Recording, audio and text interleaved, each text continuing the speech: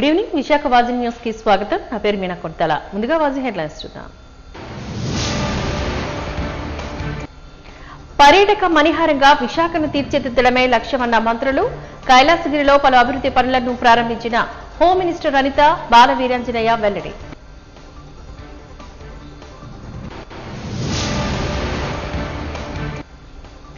Expression of interest EOI పేరుతో కేంద్ర BJP ప్రభుత్వం వైజాగ్ స్టీల్ ప్లాంట్ ప్రైవేటీకరించడానికి బిడ్లు ఆహ్వానించడం దారుణం.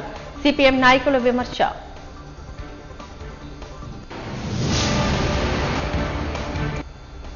ఈ నెల 30న జనసేనాని పిలుపుతో విస్తృత స్థాయి సమావేశం. పవన్ సందేహం అందించనున్నారంటూ వెల్లడించిన మంత్రి నాదెండ్ల మనోహర్.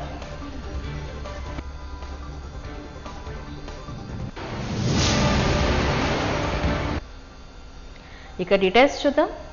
ఎన్నికల్లో ప్రజలు గుణపాఠం చెప్పినా వైకాపా నేతల్లో మార్పు రాలేదంటూ ఏపీ మంత్రి వంగలపూడి అనిత అన్నారు. అమరావతి ముంపునకు గురైంది అంటూ దుష్ప్రచారం చేస్తున్నారు అంటూ ఈ సందర్భంగా ఆమె ఆగ్రహాన్ని వ్యక్తం చేశారు. ఇప్పటి వరకు అరౌండ్ 21 మెంబర్స్ ముఖ్యమంత్రులను మనం చూస్తుంటాం. ఎప్పుడైనా అభివృద్ధి గురించి, సంక్షేమం గురించి మాట్లాడుకోవాలనుకున్నా, ఆంధ్రప్రదేశ్ తాలూకా బ్రాండ్ ఇమేజ్ గురించి మనం మాట్లాడుకోవాలనుకున్నా, ఆంధ్రప్రదేశ్ అనే పదం మనకి ఎక్కడ వినబడినా కూడా ఫస్ట్ టక్కుని గుర్తొచ్చే మనిషి గౌరవ సీఎం గారు నారా చంద్రబాబు నాయుడు గారు. ఎందుకంటే ప్రత్యేకంగా మనం ఎప్పటి నుంచి చూసినా కూడా అభివృద్ధిని, సంక్షేమాన్ని రెండు కళ్ళుగా చేసుకొని ఎన్ని ఆర్థిక ఇష్యూస్ ఉన్నప్పటికీ కూడా, అంటే ఆర్థికంగా మనం ఎక్కడ బలంగా లేకపోయినా, ఎటువంటి ఇష్యూస్ ఉన్నా కూడా ప్రజలకి మంచి చేయాలనే ఆలోచనతో ప్రజల శ్రేయస్సే పరమావధిగా భావించి ఈరోజు గౌరవ ముఖ్యమంత్రి గారు చేస్తున్న కార్యక్రమాలన్నీ కూడా మీ అందరికీ కూడా తెలిసినవే. అరౌండ్ మనం కూడా మళ్ళీ చెప్తున్నా, ఆంధ్రప్రదేశ్ బ్రాండ్ అని గురించి మాట్లాడితే కనుక టక్కును గుర్తొచ్చేది మన చంద్రబాబు నాయుడు గారి పేరు. అటువంటి వ్యక్తి 14 నెలల ఈ జర్నీలో చూసుకుంటే అరౌండ్ ఒక పక్క నుంచి అభివృద్ధి, ఒక పక్క నుంచి సంక్షేమం, సూపర్ 6లో భాగంగా మేము చెప్పిన అన్ని అంశాలని కూడా పరిగణలోకి తీసుకొని ఈరోజు ప్రజలకు ఇవ్వాలనే ఉద్దేశంతో ఆర్థిక ఇబ్బందులు ఉన్నా కూడా సంక్షేమానికి ఎక్కడా కూడా ఇబ్బంది లేకుండా ఈరోజు ముందుకు నడిపిస్తున్న వ్యక్తి గౌరవ చంద్రబాబు నాయుడు గారు. ఓవరాల్గా చేశారంటే మీ అందరికీ తెలుసు, ఈ ఒక్క నెలలోనే మనం చూసుకుంటే, పోయిన నెలలో మనకి తల్లికి వందనం కింద ఎంతమంది పిల్లలు ఉంటే అంతమందికి కూడా అకౌంట్లో డబ్బులు పడటం, అదేవిధంగా తర్వాత ఈ నెలలో కూడా చూసుకుంటే అన్నదాత సుఖీభవ ఒక కార్యక్రమం ద్వారా రైతన్నలకి డబ్బులు పడటం, ఇప్పుడు నేతన్నలకి, అదేవిధంగా నాయి బ్రాహ్మణ్స్ సోదరులకి కూడా మనకి 200 యూనిట్ల వరకు కూడా ఉచిత విద్యుత్తుని మనము ఈరోజు ప్రవేశపెట్టడం, అదేవిధంగా మనందరికీ కూడా చాలా ప్రెస్టేజియస్ ఇష్యూగా తీసుకొని ఆడపడుచులందరికీ కూడా మంచి చేయాలనే ఉద్దేశంతో స్త్రీ శక్తి ఉచిత బస్సు ప్రయాణం కూడా ప్రారంభించాం. మీ అందరికీ తెలుసు, ఈరోజు ఇక్కడ ఉన్న వాళ్ళు చాలా మంది మీ తాలూకా ఇంట్లోని ఆడవాళ్ళందరూ కూడా ఈ ఉచిత బస్సు ప్రయాణ సౌకర్యాన్ని అందరూ కూడా వినియోగించుకునే పరిస్థితి ఈరోజు కనిపిస్తూ ఉంది. ముఖ్యంగా ఈ ఉచిత బస్సు ప్రయాణం సుమారుగా చూసుకుంటానంటే దగ్గర నిన్న ఒక్కరోజే 18 నుంచి 20 లక్షల మంది మహిళలు ఉచిత బస్సు పథకం ద్వారా లబ్ధి పొందడం జరిగింది. అంటే లాస్ట్ 5 డేస్లో కూడా చూసుకుంటే 20 crores మేర లబ్ధి జరిగింది మహిళా లోకానికి. అంటే నేను ఎందుకు ఇవన్నీ చెప్తున్నానంటే, ఈరోజు మహిళా సంక్షేమం ఒకవైపు, ఒక పక్క పింఛన్లు ఇచ్చి కూడా ఎన్టీఆర్ భరోసా కింద ప్రతి ఒక్కరికి కూడా 4,000 రూపాయలు పింఛన్ అనుకున్నట్టుగా ఇవ్వటం, ఇవన్నీ కూడా సంక్షేమానికి పెద్దపీట వేసే విధంగా ఈరోజు గవర్నమెంట్ పనిచేస్తూ, అదేవిధంగా ఒక పక్క నుంచి అభివృద్ధి గురించి ఆలోచన చేసుకుంటే, ఒక పక్క అమరావతి నిర్మాణానికి, పోలవరం నిర్మాణానికి, ఆఖరికి గ్రామీణ స్థాయిలో రోడ్లకి, డ్రైన్లకి, ఇరిగేషన్ డిపార్ట్మెంట్కి ప్రతి ఒక్కటి కూడా అభివృద్ధి కార్యక్రమాలు ఒకవైపు, సంక్షేమ కార్యక్రమాలని. పార్వతీపురం సాగు త్రాగునీటి సమస్యను పరిష్కరిస్తామని బీజేపీ రాష్ట్ర అధ్యక్షుడు మాధవ్ అన్నారు.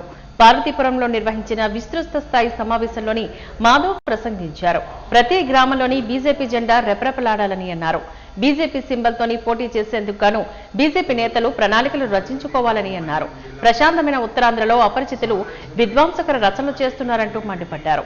కేంద్రం ఇస్తున్న అనేక సంక్షేమ అభివృద్ధి పథకాలతోని అవినీతి రహిత దేశంగా ప్రధాని మోదీ తీర్చిదిద్దుతున్నారని చెప్పారు. పార్వతీపురం మన్యం జిల్లాకి రావడం జరిగింది. కొత్తగా ఏర్పడిన జిల్లా, అనేక ఆకాంక్షలతో, కొత్త ఆశలతో ఏవైతే మనం గతంలో కోరుకున్నాం అవన్నీ నెరవేర్చుకుంటూ ఒక కలెక్టర్ ఆఫీస్ తో మనం ఈరోజు ముందుకెళ్తున్న ఒక కొత్త జిల్లా.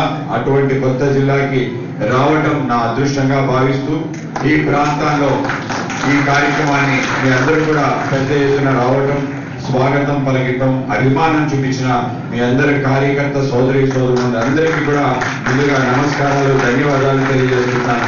ఇక్కడికి వచ్చేసిన మండల అధ్యక్షులు, నూతనంగా పదాధికారులుగా బాధ్యతలు స్వీకరించిన పదాధికారులందరికీ ముందుగా అభినందనలు, ధన్యవాదాలు తెలియజేస్తున్నాను. అలాగే మన ఈ కార్యక్రమాన్ని అధ్యక్షత వహిస్తున్న మన జిల్లా అధ్యక్షుడు ద్వారపరెడ్డి శ్రీనివాస్ గారికి, అలాగే మన కార్యక్రమంలో పాల్గొంటూ మన అందరికీ మార్గదర్శనం చేసిన మన ఉత్తరాంధ్ర కోఆర్డినేటర్ గా ఉన్న మన రాష్ట్ర ప్రధాన కార్యదర్శి తపనా చౌదరి గారికి, అలాగే మన జిల్లా ఇన్ఛార్జ్ ప్రకాష్ రెడ్డి గారికి, ఎస్ఎస్ ప్రకాష్ రెడ్డి గారికి, అలాగే రాష్ట్ర కార్యదర్శి శ్రీమతి రెడ్డి పావని గారికి, అలాగే పాలూరు భారతి గారికి, అలాగే మన దూలికేశ్వరరావు గారికి, అలాగే పెద్దలు డాక్టర్ రామ్మోహన్ రావు గారికి అందరికీ నమస్కారాలు తెలియజేస్తూ మన కార్యక్రమానికి సారథ్యం అనే పేరు పెట్టాం. సారథ్యం అంటే చాలా మంది మీరు కొత్తగా అధ్యక్షులయ్యారు కాబట్టి మీ సారథ్యం అంటారు. మన సారథ్యం ఏమిటంటే ప్రపంచవ్యాప్తంగా భారత జాతీయ జెండా రెపరెపలాడటం, భారతీయుడిగా పుట్టిన ప్రతి భారతీయుడు గర్వపడే విధంగా మన దేశం తయారు చేయడానికి, ఆ విధంగా ప్రపంచాది నేతల చేత కొనియాడబడుతున్న మన నాయకుడు నరేంద్ర మోడీ గారి సారథ్యం ఏదైతుందో మనందరికీ స్ఫూర్తి, ప్రేరణ. పర్యాటక రంగంలో విశాఖ జిల్లాను మరింత అభివృద్ధి చేయడం జరుగుతుందని రాష్ట్ర సాంఘిక సంక్షేమ శాఖ మంత్రి మరియు జిల్లా ఇన్ఛార్జ్ మంత్రివర్యులు డాక్టర్ డోలా బాలవీరాంజనేయ స్వామి అన్నారు. కైలాసగిరిపై నూతనంగా చేపట్టబోతున్న త్రిశూలం ప్రాజెక్టుకు గాను హోంశాఖ మంత్రి శ్రీమతి అనితతో కలిసి జిల్లా ఇన్ఛార్జ్ మంత్రి డాక్టర్ డోలా బాలవీరాంజనేయ స్వామి శంకుస్థాపన గావించారు. అనంతరం ఆర్కే బీచ్ రోడ్లోని సబ్మెరీన్ ఎదురుగా నూతనంగా ఏర్పాటు చేసిన UH-3H హెలికాప్టర్ మ్యూజియంను హోంమంత్రి శాఖ అనితతో కలిసి ప్రారంభించారు. ఈ సందర్భంగా ఇన్ఛార్జ్ మంత్రి మాట్లాడుతూ రాష్ట్ర ముఖ్యమంత్రి గౌరవ నారా చంద్రబాబు నాయుడు ఆదేశాల మేరకు విశాఖను పర్యాటక మరింత అభివృద్ధి చేసేందుకు గాను ఆకర్షణీయమైన ప్రాజెక్టులు అందుబాటులోకి తీసుకువస్తున్నామని, అందులో భాగంగా పర్యాటక ప్రాంతం కైలాసగిరిని మరింత అభివృద్ధి చేస్తున్నామని పేర్కొన్నారు. అదేవిధంగా ఈస్టర్న్ నేవల్ కమాండ్ విశాఖ జిల్లాలో ఉండటం మన అదృష్టమని, అందువల్ల పర్యాటక అభివృద్ధికి ఇక్కడ హెలికాప్టర్ మ్యూజియం ఏర్పాటు చేయడం జరిగిందని చెప్పారు.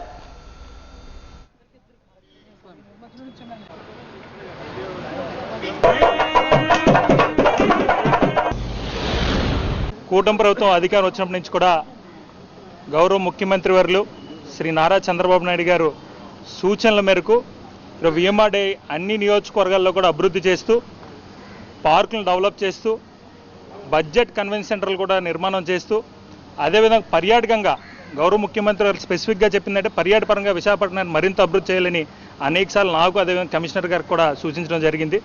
అందులో దృష్టిలో పెట్టుకొని ఈరోజు కైలాసగిరి మీద త్రిశూల డమరుకంతో కూడిన త్రిశూలాన్ని ఏర్పాటు చేయడం జరిగింది. దాన్ని దాదాపు 1.5 కోటి వ్యయంతో ఈ యొక్క నిర్మాణం అయితే ఈరోజు శంకుస్థాపన చేయడం జరిగింది. రానున్న రోజుల్లో దాదాపు శివరాత్రి కల్లా ఈ యొక్క ప్రాజెక్టును పూర్తి చేసి శివరాత్రి కల్లా విశాఖ ప్రజలందరికీ కూడా ఏదైతే నగరంలో ఏదైతే కైలాసగిరి కొండ మీద శంకుచక్రాలు ఉన్నాయో అదేవిధంగా ఈ త్రిశూలం కూడా అందరికీ కూడా కనిపించే విధంగా కూడా శివరాత్రి కల్లా ప్రారంభించడం జరుగుతుంది. అదేవిధంగా UH-3H ఈ యొక్క హెలికాప్టర్ను కూడా ఈరోజు ప్రారంభించడం జరిగింది 3.5 కోట్ల వ్యయంతో. రానున్న రోజుల్లో పర్యాటక పరంగా కానివ్వండి, అదేవిధంగా అభివృద్ధి పరంగా కానివ్వండి, విఎంఆర్డీఎల్ అన్ని నియోజకవర్గాలు మరింత అభివృద్ధి చేస్తారు. ఈ రెండు ఒక ఫౌండేషన్ స్టోన్, ఒక హెలికాప్టర్ మ్యూజియం ఓపెనింగ్ ఈరోజు చేయడం జరిగింది. దీంతోపాటు విఎంఆర్డీఏలో చాలా ఇన్ఫ్రాస్ట్రక్చర్ ప్రాజెక్ట్స్, చాలా టూరిజం ప్రాజెక్ట్స్కి శాంక్షన్ చేసి కొన్ని ఆల్రెడీ లాస్ట్ 2-3 వీక్స్గా చాలా ఫౌండేషన్ స్టోన్స్, కొన్ని ఓపెనింగ్స్ కూడా పెడుతూనే వస్తున్నాం. మనకి nearly 300 crores worth of master plan roads అనేది శాంక్షన్ చేయడం జరిగింది. మ్యాక్సిమం ఒక ఇయర్లో హిస్టరీలో చూస్తే మేము maximum 20 crores worth of master plan road work చేయడం జరిగింది. బట్ ఈసారి మనం అంత అంబిషియస్గా we have gone to a level of sanctioning 300 crores. అది నెక్స్ట్ 1 yearలో అన్నీ కంప్లీట్ చేసేసి nearly multiple such important master plan road connectivity, మేము greenfield road connectivity plus some brown field రోడ్స్ని మనం వెడల్పు చేసి మీ అందరికీ చూపించి అక్కడ భోగాపురం కోసం మనం ఎంత త్వరగా మీరు నేషనల్ హైవేకా లేకపోతే బీచ్ రోడ్ నుంచి మన పాత హైవేకి ఎంత ఫాస్ట్గా మీరు వితౌట్ ఎనీ ఇష్యూ మీరు ట్రావెల్ చేయడానికి మేము ఇక్కడ ప్రయత్నిస్తున్నాం. దీంతోపాటు మనం మన చైర్మన్ గారు బాగా పుష్తో మనం ఒక ఋషికొండలో ఒక వాటర్ స్పోర్ట్స్ కాంప్లెక్స్ కూడా మేము శాంక్షన్ చేయడం జరిగింది. అది కూడా టెండర్ స్టేజ్లో ఉన్నాయి. సో దీంతో పాటు మనకి మేము along with other infrastructure projects మనకి ఎక్స్ప్రెస్ వే వస్తున్నాయి, double decker along with metro. So ఇవి కూడా మన టెండర్ స్టేజెస్లో ఆల్రెడీ గవర్నమెంట్ పిలవడం జరిగింది. The Indian Navy is, and particularly the Eastern Naval Command is, to be home ported here in Visakhapatnam. Visakhapatnam, the city of destiny, is where we have the home port of the Eastern Naval Command, of the Eastern Fleet, and in this city, the Indian Navy has been met with nothing but joy, happiness and love. In this city, you will see behind us the Sea Harrier Museum, the TU Museum, today commissioned the UH-3H Helicopter Museum, and across the road, the Submarine Museum. In no other city in the world can you see so much affection for any navy on one road, and that too in the main road of the city.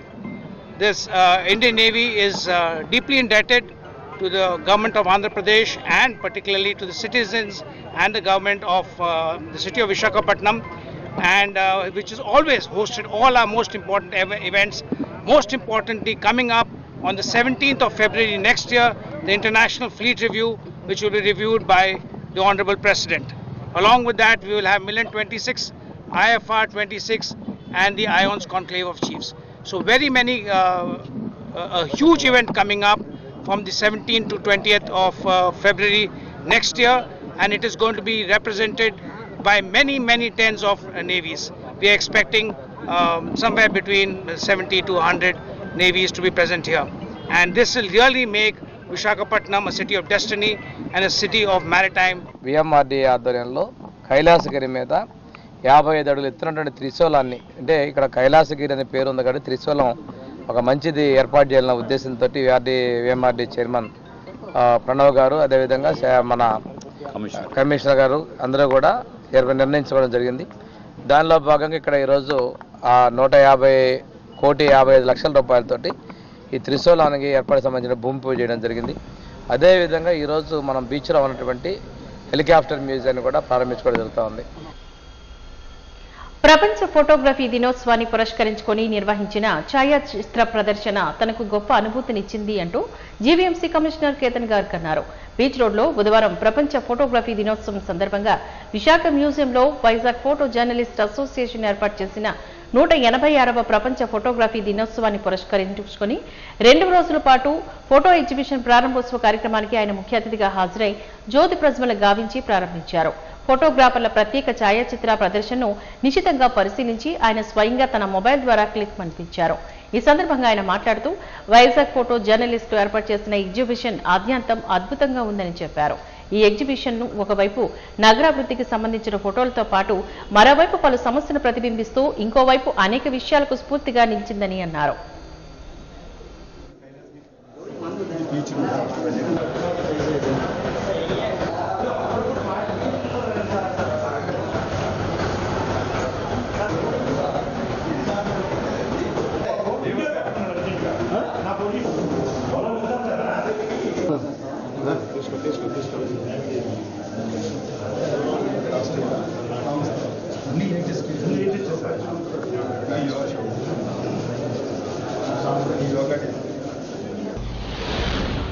మా exhibition గురించి చూసి బాగా inspire అయ్యారు. మేము కూడా చాలా ఆనందిస్తున్నాం. మేము 26 మంది ఫోటోగ్రాఫర్లు ఉన్నాము. అందరం కలిపి 250 ఫొటోస్ పెట్టాము. మాకు 9 మందికి అవార్డ్స్ వచ్చాయి. స్టేట్ అవార్డ్స్ కూడా వచ్చాయి. స్టేట్ నేషనల్ అవార్డ్స్ వచ్చాయి. 3000 వరకు మనకి వచ్చి విజిట్ చేస్తున్నారు. ఆ స్కూల్స్ అందరికీ ఫ్రీగా ఎంట్రీ జీవీఎంసీ ఆధ్వర్యంలో వాళ్ళ సారథ్యంలోనే మనం ఈ కార్యక్రమంతో ఈరోజు మనకి వరల్డ్ ఫోటోగ్రఫీ డే రోజు 186th వరల్డ్ ఫోటోగ్రఫీ డే రోజు విశాఖపట్నంలో విశాఖపట్నం జర్నల్ ఫోటో అసోసియేషన్ ద్వారా ఫోటో జర్నలిస్ట్ అసోసియేషన్ ద్వారా ఒక మంచి ఫోటో ఎగ్జిబిషన్ ఏర్పాటు చేయడం జరిగింది. సో దానికి మేము ఈరోజు హాజరయ్యాము. మా అందరికీ కూడా విలేకర్స్, అదేవిధంగా ప్రింట్ మీడియా, ఎలక్ట్రానిక్ మీడియా నుంచి వచ్చిన ఫోటోగ్రాఫర్స్ ఏవైతే ఉన్నారో, వీడియోగ్రాఫర్స్ ఏవైతే ఉన్నారో వాళ్ళు ఒక మంచి రూపంలో ఇక్కడ అన్ని ఫొటోస్, అదేవిధంగా మూమెంట్స్ అన్ని క్యాప్చర్ చేసి చూపించారు. So I'm really very amazed and very surprise to so the wonder of the photography being captured in Visakhapatnam. So almost more than 200 photograph ఇప్పుడు దాకా నేను చూశాను. దానిలో అన్ని మూమెంట్స్ కూడా కవర్ చేస్తూ, దానిలో నేచురల్ కానీ, అర్బన్ లైఫ్ సంబంధించి కానీ హిస్టారికల్ కానీ అదేవిధంగా ఇంపార్టెంట్ ఈవెంట్స్ కూడా అన్నీ కవర్ చేస్తూ ఒక మంచి ఒక 24/7 365 రౌండప్ చేసి వైజాగ్లో ఏ విధంగా యాక్టివిటీ జరుగుతున్నాయి, ఏ విధంగా ఈవెంట్స్ జరుగుతున్నాయి, మంచి కానీ చెత్త కానీ అన్ని రకాలు కూడా మంచి దాంట్లో చూపించడం జరిగింది. So at one side it is a really artistic scale of the skills of our photojournalists who are capturing the wonderful moments, and at the same time వాళ్ళు మాకు ఒక మెమొరీ కూడా ప్రజెంట్ చేస్తున్నారు. లాస్ట్ 2 years 3 years జరిగిన important events కానీ ఇక్కడ జరిగిన major issues కానీ అన్ని సంబంధించి కూడా చూపించడం జరిగింది. ఈసారి నేను రిక్వెస్ట్ చేస్తూ హిస్టారికల్ వైజాగ్లో ఒరిజిన్ నుంచి ఏ విధంగా అప్పుడు ఉన్న ఆస్తి సంబంధించి అప్పుడు ఉన్న అసెట్ సంబంధించి ఏ విధంగా అప్పుడు పిక్చర్స్ ఉన్నాయి అది కూడా ఇక్కడ చూపించడం జరిగింది. సో రియలీ ఐఎమ్ వెరీ నాకు గూస్ బంప్స్ వస్తున్నాయి చూసుకొని. It is very very beautiful and unique collection. ఇక్కడైనా అట్లాంటి కలెక్షన్ నేనైతే ఇప్పటిదాకా చూడలేదు. సో ఫస్ట్ టైం ఇది నేను ఎక్స్పీరియన్స్ చేస్తాను. డెఫినెట్గా ఈ నెక్స్ట్ స్టేజ్కి కూడా తీసుకువెళ్ళాలి. ఇది ఇక్కడి వరకు కాదు, మనకి ఇంకా బ్యూటిఫై చేసి ఆగ్మెంట్ చేసి డిజిటలైజ్ చేసి ఇంకా ఏదైనా రూపంలో చూపించచ్చా. అదేవిధంగా ఇది ఒక పర్మనెంట్ ఎస్టాబ్లిష్మెంట్ లాగా పర్మనెంట్ సెటప్ లాగా కూడా మేము ఇదే విధంగా చూపించచ్చని ఆలోచన చేస్తాము. జిల్లాలోని న్యాయస్థానాల్లో సిబ్బంది నియామకానికి గాను ఈ నెల 20వ తేదీ నుంచి 24వ తేదీ వరకు పరీక్షలు నిర్వహిస్తున్నట్లుగా జిల్లా ప్రధాన న్యాయమూర్తి చిన్నంశెట్టి రాజు తెలిపారు. పరీక్షల నిర్వహణపైన హైకోర్టు జారీ చేసిన సూచనలను చిన్నంశెట్టి రాజు జిల్లా జడ్జి ఛాంబర్లో మంగళవారం మీడియాకు వెల్లడించారు. జిల్లా కోర్టులో stenographer 3, junior assistant typist, field assistant, examiner, copyist, driver, record assistant, office subordinate పోస్టులకు గాను పరీక్షలు నిర్వహిస్తున్నారని, ఈ 3 షిఫ్ట్లలోని ఈ పరీక్షలు కంప్యూటర్ ద్వారా జరుగుతాయని అన్నారు. పరీక్షకు హాజరయ్యే అభ్యర్థులు పరీక్షా సమయానికి గాను 15 నిమిషాల ముందే పరీక్షా కేంద్రాలకు చేరుకోవాలని అన్నారు. గేటు మూసిన తర్వాత పరీక్షా కేంద్రానికి అభ్యర్థులను అనుమతించరని అన్నారు. అభ్యర్థులు హాల్ టికెట్ తో పాటు ఐడి ప్రూఫ్ ను కూడా తీసుకురావాలని అన్నారు. హాల్ టికెట్ డౌన్లోడ్ చేసుకోవడంలో ఏమైనా ఇబ్బందులు ఎదురైతే హెల్ప్ డెస్క్ నంబర్ 0863237252 లేదా email help desk HC AGI government in ద్వారా సంప్రదించాలని చెప్పారు. అభ్యర్థులు కూడా చాలా మంది వాళ్ళు అప్లై చేసుకున్నారు. అయితే హైకోర్టు వారు అభ్యర్థులకి కొన్ని ఇన్స్ట్రక్షన్స్ ఇచ్చేదానికి ఈ ప్రెస్ మీట్ పెట్టమని చెప్పారు. ఆ ఇన్స్ట్రక్షన్స్ ఏమంటే, ఒకటి మీరు తెలుసుకోవాల్సిన అభ్యర్థులందరూ 15 మినిట్స్కి ముందే, మీకు ఇచ్చిన టైంకి 15 మినిట్స్ ముందే గేట్స్ క్లోజ్ అయిపోతాయి. ఎగ్జామినేషన్ స్టార్ట్ అవుతుందన్న 15 మినిట్స్ ముందే మీకు ఎగ్జామ్ టైంకి ముందే 15 నిమిషాల ముందు గేట్ క్లోజ్ అయిపోతుంది. తర్వాత అలౌ చేయరు ఎవరిని. రెండో ఇన్స్ట్రక్షన్ ఏమంటే, హాల్ టికెట్తో పాటు కంపల్సరీగా ఐడి ప్రూఫ్ మీరు తెచ్చుకోవాలి. తర్వాత ఐడి ప్రూఫ్ ఒరిజినల్ తీసుకొచ్చుకోవటం మంచిది. ఒకవేళ సాఫ్ట్ కాపీ కానీ ఫోటోస్టాట్ కాపీ కానీ మీరు కనుక అది తీసుకొచ్చేటైతే ఐడి ప్రూఫ్ అది మళ్ళీ ఫైనల్ వెరిఫికేషన్ అవుతుంది. సబ్జెక్టు ఫైనల్ వెరిఫికేషన్ అని వాళ్ళు మళ్ళీ అందులో ఎండార్స్మెంట్ ఇస్తారు. అందువల్ల ఒరిజినల్ ఐడి ప్రూఫ్ తీసుకురావడం అనేది బాగుంటుంది. తర్వాత ఇంకొక విషయం ఏంటంటే, హాల్ టికెట్ ఏదన్నా టెక్నికల్ ఇష్యూ వచ్చి డౌన్లోడ్ కాకపోతే మీకు ల్యాండ్లైన్ నెంబర్ ఒకటి ఉన్నది. ఆ ల్యాండ్లైన్ నెంబర్ ఉంది, ఈమెయిల్ ఉంది. ఆ రెండింటి ద్వారా మీరు ఆ టెక్నికల్ ఇష్యూ రిజాల్వ్ చేసుకోవచ్చు. ల్యాండ్లైన్ నెంబర్ ఏంటంటే 08632372 ఐఎమ్ రిపీటింగ్ 08632372 తర్వాత email ID help desk HELP-HC-HC@aij.gov.in.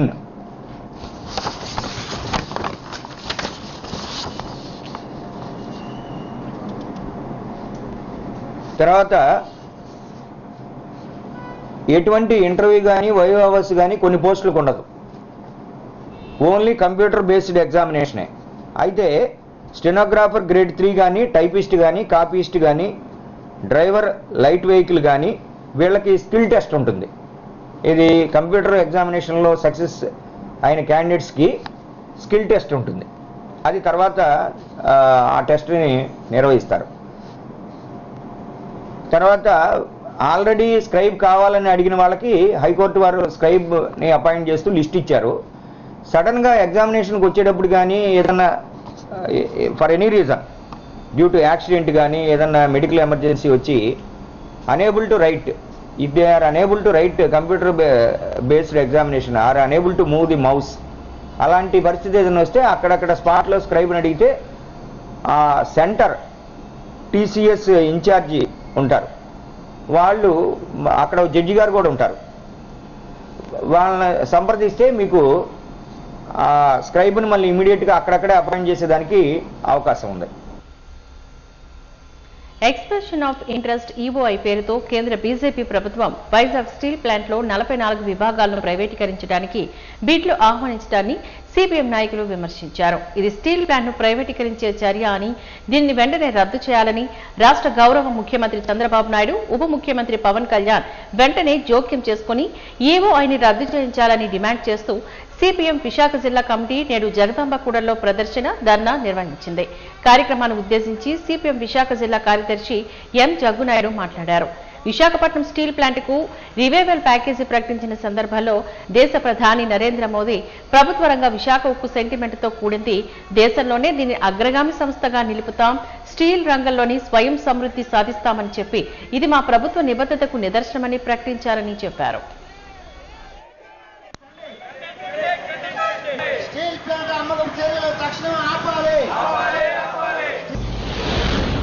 కేంద్రంలో మోడీ ప్రభుత్వం యూఐ పేరు మీద వైజాగ్ స్టీల్ ప్లాంట్ని ముక్కలుగా చేసి ప్రైవేటు సంస్థలు దారాదత్తం చేయడం కోసం బిడ్స్ వేయమని చెప్పని నోటిఫికేషన్ జారీ చేసింది. ఇది ప్రజల్ని మోసగించడం, దగా చేయడం చెప్పని సిపిఎం పార్టీ భావిస్తూ ఉంది. కాబట్టి ఈ ద్రోహపూరితమైన చర్యని వెంటనే వెనక్కి తీసుకునే విధంగా రాష్ట్ర ముఖ్యమంత్రి చంద్రబాబు నాయుడు గారు, పవన్ కళ్యాణ్ గారు, స్థానిక గాజువాక ఎమ్మెల్యే పల్లా శ్రీనివాసరావు, విశాఖ ఎంపీ శ్రీభరత్ మీరు వెంటనే నోళ్లు విప్పి మీరు స్పందించి వైజాగ్ స్టీల్ ప్లాంట్ని ప్రభుత్వ రంగంలో పరిరక్షణ కోసం పూనుకోవాలని చెప్పి సిపిఎం పార్టీకి మేము డిమాండ్ చేస్తున్నాం. ఈఓఐ అంటేనే వైజాగ్ స్టీల్ ప్లాంట్ కీలకమైన డిపార్ట్మెంట్ అన్నింటినీ కూడా ముక్కలు చేసి ఇప్పుడు ఉన్నటువంటి దాదాపు 600 మంది స్థానిక ఏజెన్సీలు కాంట్రాక్ట్ని తొలగించి మోడీ ప్రభుత్వానికి, మోడీ మంత్రులకు అనుకూలంగా ఉన్నటువంటి ప్రైవేట్ వ్యక్తులను తీసుకొచ్చి మొత్తం ఆ ఉత్పత్తి మీద, మెయింటెనెన్స్ మీద వాడి పొట్టు సాధించే దానికోసం చర్యలు చేపడుతూ ఉన్నారు. ఇది జరిగితే భవిష్యత్తు పర్మనెంట్ ఎంప్లాయీస్ కానీ, ఆఫీసర్లకు కానీ, కాంట్రాక్ట్ వర్కర్స్ కానీ ఎటువంటి పాత్ర ఆ డిపార్ట్మెంట్ ఉండదు. ఉన్న ఉద్యోగులు పెద్ద ఎత్తున పోతాయి. ఇప్పటికే 5,000 మంది కాంట్రాక్ట్ కార్మికులు తొలగించారు, 2,000 పైచలకు పర్మనెంట్ ఎంప్లాయీస్ తొలగించారు, ఇంకా కొన్ని వేల మంది తొలగించడం కోసం సిద్ధపడుతూ ఉన్నారు. ఉన్న ఎంప్లాయీస్ తీసేసి ఉన్న కాంట్రాక్ట్ వర్కర్స్ తొలగించి ఇతర రాష్ట్రాల నుంచి కార్మికులు తీసుకొచ్చి వాళ్ళకి ఎటువంటి కార్మిక చట్టాలు, కనీస వేతనాలు అమలు చేయకుండా వాళ్ళ శ్రమ దోపిడీ చేసి లాభాలు పంచుకునే కోసం ప్రయత్నం చేస్తూ ఉన్నారు. ఈ కుట్రలకు వ్యతిరేకంగా సిపిఎం పార్టీ పెద్ద ఎత్తున ఆందోళన చేస్తూ ఉంది. కార్మికులు ఆందోళన చేస్తూ ఉన్నారు.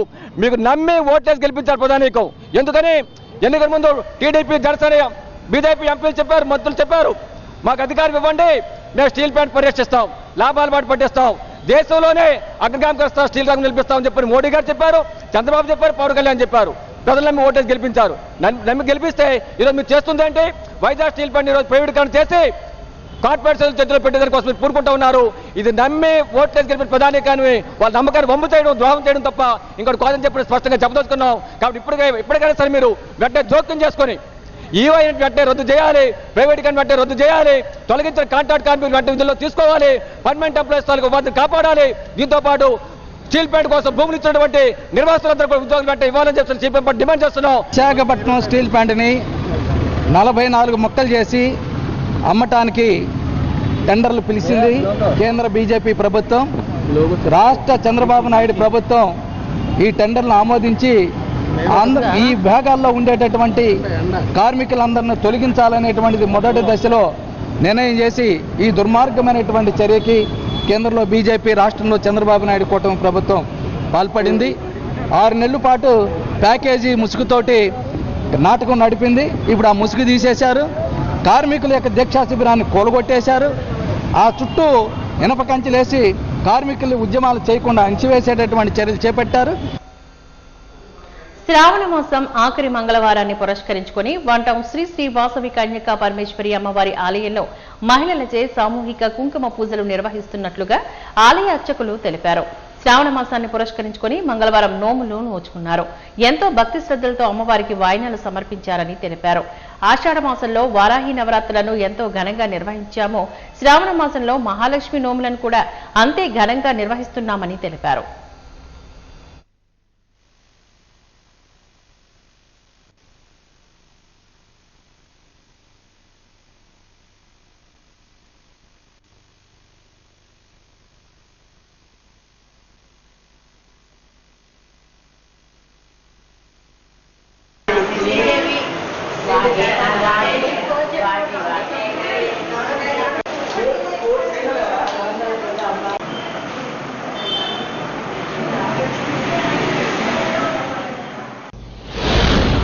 ఓం శ్రీ వాసవేదేవి నమః. మాది కంజిగావిడ దేవస్థానం విశాఖపట్నం అంటానండి. ఈరోజు గౌరీ కుంకుమార్చన పూజాగారం జరిగింది. అదేవిధంగా మహిళలందరూ వచ్చి ఈరోజు శ్రావణ మంగళవారం నోములు నోచుకుంటున్నారండి. అందరూ వచ్చి నోములు అందించుకోవడం, నోములు నోచుకోవడం మహిళలందరూ కూడా చాలా ఆనందంగా ఫీల్ అవుతున్నారు. అదేవిధంగా అమ్మవారి దర్శనం చేసుకుని ఈరోజు శ్రావణ మంగళవారం సందర్భంగా శనగలు అవి పంచడం జరుగుతుందండి. మా అమ్మవారికి మొన్న ఆషాఢ మాసంలో వారాహి నవరాత్రులు అత్యంత వైభవంగా చేశాం. కోటి కుంకుమార్చన కార్యక్రమం కూడా చేసామండి. అదే ఉదయం సాయంత్రం కూడా చండీ హోమాలు కూడా జరిగింది. చాలా ఘనంగా అత్యంత వైభవంగా జరిగింది. మా కంజిగారు దేవస్థానంలో ఇలాంటి కార్యక్రమాలు జరుగుతుంటాయి కాబట్టి. వాతావరణ పరిస్థితిపై వైజాగ్ తుఫాన్ హెచ్చరిక కేంద్రం జగన్నాథ్ కుమార్ కీలక సమాచారాన్ని ఇచ్చారు. బంగాళాఖాతంలో ఏర్పడిన అల్పపీడనం వాయుగుండంగా మారిందని చెప్పారు. మంగళవారం నాడు మీడియాతో మాట్లాడిన ఆయన ఒరిస్సాలోని భవానీపట్నానికి 90 కిలోమీటర్ల మేర దూరంలోని వాయుగుండం కేంద్రీకృతమై ఉందని చెప్పారు. ఈ వాయుగుండం దక్షిణ ఒరిస్సా, దక్షిణ ఛత్తీస్గఢ్ మీదుగా ప్రయాణించి అల్పపీడనంగా బలహీనపడే అవకాశం ఉందని చెప్పారు. దీని ప్రభావంతో ఆంధ్రప్రదేశ్ రాష్ట్రంలోని పలుచోట్ల తేలికపాటి నుంచి భారీ వర్షాలు పడే అవకాశం ఉందని జగన్నాథ్ తెలిపారు.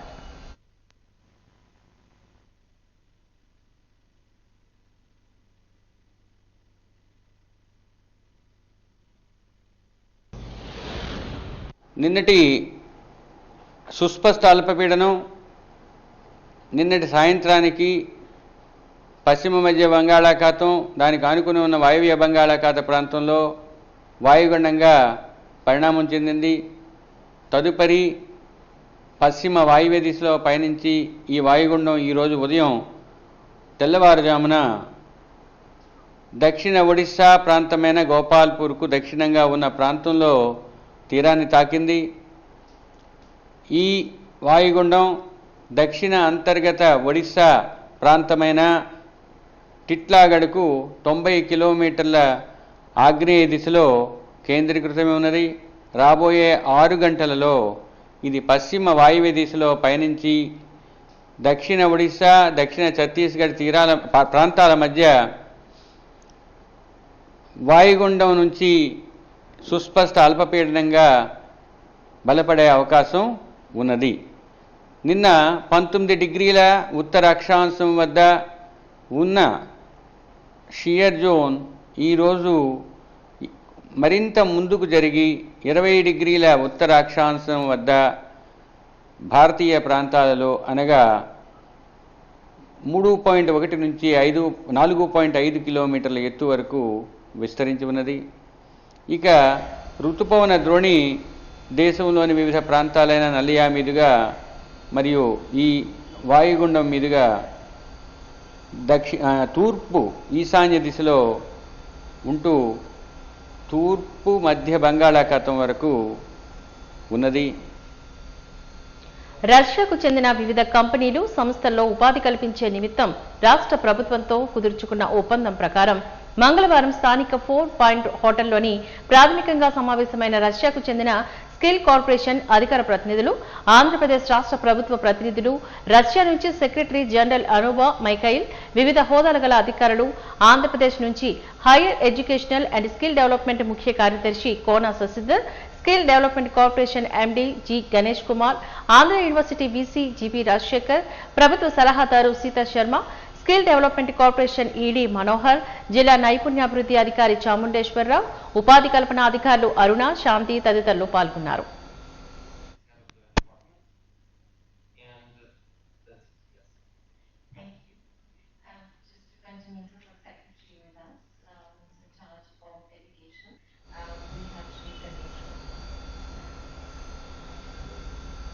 జనసేన పార్టీ రాజకీయ వ్యవహారాల కమిటీ చైర్మన్ పౌర సరఫరాల శాఖ మంత్రి నాదెండ్ల మనోహర్ విశాఖలో ప్రెస్ మీట్ ను నిర్వహించారు. ఈ నెల 30వ తేదీన జనసేన పార్టీ కార్యకర్తల విస్తృత స్థాయి సమావేశం విశాఖలో నిర్వహించబోతున్నామని అన్నారు. విశాఖ మున్సిపల్ కార్పొరేషన్ స్టేడియంలో విస్తృత స్థాయి సమావేశం జరగనుందని, ఈ వేదిక నుంచి పార్టీ అధ్యక్షుడు రాష్ట్ర ఉప ముఖ్యమంత్రి పవన్ కళ్యాణ్ కార్యకర్తలకి సందేశం ఇస్తారు. రాబోయే రోజుల్లో పార్టీ కార్యక్రమాల నిర్వహణ, కూటమి స్ఫూర్తిని, కూటమి ప్రభుత్వ విధానాల్ని ప్రజల్లోకి తీసుకువెళ్లడంపై కార్యకర్తలకు రోడ్ మ్యాప్ ఇస్తారని తెలిపారు. సమాచారం ప్రతిరోజు 3ంటికి మా వంశీ గారి నాయకత్వంలో దాన్ని ముందుకు తీసుకెళ్తాం. చేయడమే ఒక లక్ష్యం కాదు. మా పార్టీ అధ్యక్షుడు పవన్ కళ్యాణ్ గారు మా అందరికీ కూడా ఈ సందర్భంగా ఇచ్చబోతున్నాం కాబట్టి 15,000 మంది ఉంటారని మా అంచనా. మన భవిష్యత్తు కోసం దేశవ్యాప్తంగా కూడా మన రాజ్యాంగం పైన, అదేవిధంగా గతంలో మహానుభావులు చేసిన త్యాగాల్ని స్మరించుకుంటూ అంకిత భావంతో దేశ రక్షణ కోసం, మన భవిష్యత్తు కోసం ఒక తరాన్ని ముందుకు తీసుకురావాలనే అద్భుతమైన ప్రయత్నం మా పార్టీ అధ్యక్షులు పవన్ కళ్యాణ్ గారు పార్టీ స్థాపించినప్పటి నుంచి కూడా ఆ ఆకాంక్ష నెరవేర్చడానికి కోసం ఆయన చేసిన కృషిని ఈ సందర్భంగా గుర్తు చేస్తున్నాను. అదేవిధంగా రాష్ట్ర రాజకీయాల్లో వైఎస్ఆర్సీపీ పరిపాలనని ఎదిరించి వాళ్ళు చేసిన అరాచకాలని, సామాన్యులు పెట్టిన ఇబ్బందుల్ని, క్షేత్రస్థాయిలో ఏ విధంగా వ్యవస్థల్ని నాశనం చేశారో వాటిని ఎదుర్కొంటూ ఒక బలమైన పాత్ర ప్రతిపక్షంలో ఉన్నప్పుడు జనసేన పార్టీ, మా పార్టీ అధ్యక్షులు పవన్ కళ్యాణ్ గారి నేతృత్వంలో 2019 నుంచి 2024 వరకు ముందుకు సాగాం. అదేవిధంగా కూటమి ఏర్పడడానికి ఓటు చీలనివ్వను అనే ఒక నినాదంతో పవన్ కళ్యాణ్ గారు తీసుకున్న ఆ స్టాండ్ని ప్రజల్లోకి తీసుకెళ్ళడానికి కోసం సహకరించిన మా నాయకులు, కార్యకర్తలు, మా వీర మహిళలు, మా జన సైనికులు, వీళ్ళందరూ కూడా గ్రామ గ్రామాల్లో కూడా పార్టీ బలోపేతం కోసం అహర్నిశలు కృషి చేశారు. రాష్ట్ర ప్రజలు ఒక అద్భుతమైన తీర్పు ఇచ్చారు. గతంలో ఎన్నడూ లేని విధంగా 100% స్ట్రైక్ రేట్ తోటి 21 శాసన సభ స్థానాలు, 2 పార్లమెంట్ స్థానాలు, ప్రభుత్వం ఏర్పడిన తర్వాత ఎంతో గర్వంగా రాష్ట్రానికి ఉప ముఖ్యమంత్రిగా పవన్ కళ్యాణ్ గారు ప్రజలకి చేస్తున్న సేవలు వీరందరూ కూడా చూస్తూనే వచ్చారు. ఈ తరుణంలో ప్రభుత్వం చేస్తున్న అనేక కార్యక్రమాలు, ప్రత్యేకంగా మేము ఎన్నికలకు ముందు సమిష్టిగా తీసుకున్న నిర్ణయాలు, సూపర్ 6 అనే నినాదం కానివ్వండి, ప్రజలకి మరింత సంక్షేమం చేయాలనే లక్ష్యంతో పెన్షన్ల విషయంలో కానివ్వండి, పోలవరం విషయంలో కానివ్వండి, లేదా అమరావతి విషయంలో కానివ్వండి, సమిష్టిగా కలిసి ఈ అంశాలపైన ప్రజలకి మరింత మెరుగైన సేవలు అందించాలనే ఆలోచనతో ఆ రోజున ఇచ్చిన నినాదానికి కట్టుబడి ఉండి సంవత్సర కాలం ప్రభుత్వంలో ఎక్కడ కూడా ప్రజలకి ఇబ్బంది కలగకుండా సుపరిపాలన, మెరుగైన పాలన, ప్రజలకి మరింత దగ్గరయ్యే విధంగా ఎప్పటికప్పుడు మమ్మల్ని అందరినీ కూడా ప్రోత్సహిస్తూ మా పార్టీ అధ్యక్షులు పవన్ కళ్యాణ్ గారు మమ్మల్ని అందరినీ ముందుకు తీసుకెళ్తా ఉన్నారు. ఈ తరుణంలో పిఠాపురంలో 12వ ఆవిర్భావ దినోత్సవం సందర్భంగా ఒక బహిరంగ సభ ఏర్పాటు చేసుకుని రాష్ట్ర రాజకీయాల్లో,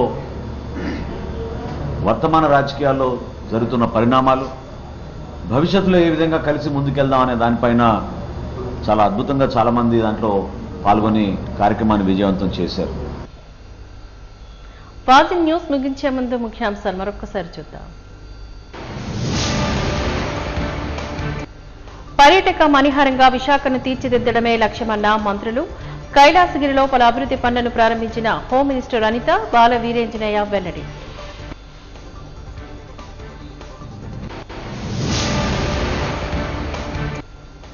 ఎక్స్ప్రెషన్ ఆఫ్ ఇంట్రెస్ట్ ఈఓఐ పేరుతో కేంద్ర బీజేపీ ప్రభుత్వం వైజాగ్ స్టీల్ ప్లాంట్ ప్రైవేటీకరించడానికి బిడ్లను ఆహ్వానించడం దారుణం. సిపిఎం నాయకుల విమర్శ.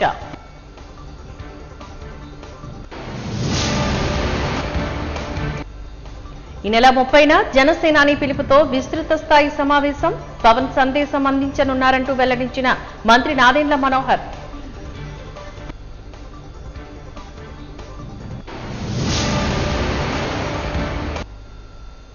పాజీ న్యూస్ ఇంతటితో సమాప్తం. నమస్కారం.